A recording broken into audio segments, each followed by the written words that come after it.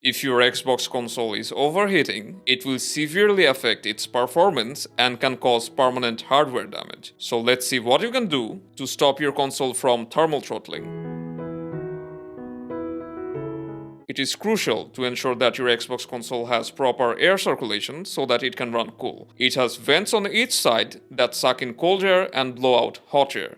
But if your console is too close to a surface, or if something is blocking any of these vents, and that may be the reason why your console's heating up. Therefore, you need to keep your console somewhere that is well ventilated and avoid places like cabinets or closed-off compartments.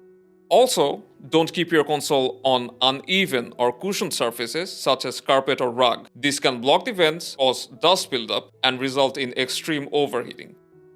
To avoid these, always put your console on a solid surface. Some of you may have rested your console vertically, which is blocking the vents and obstructing its airflow. So, position your console horizontally, which ensures optimal heat dissipation.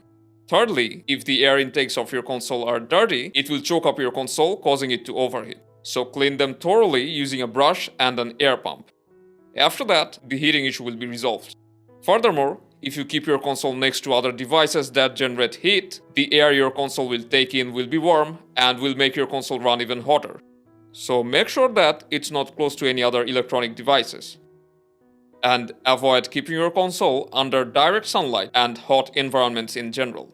You should always remember that if you run demanding games on your console for hours at a time, it is normal for your console to become hot gradually. So give them some time to cool off between gaming sessions by leaving them completely turned off for around an hour to avoid this issue. Unfortunately, if none of this helped, then this may be a software issue. So, first check if your console is up to date. If it's overheating even with the latest update, then we'll do a factory reset, which should fix this issue.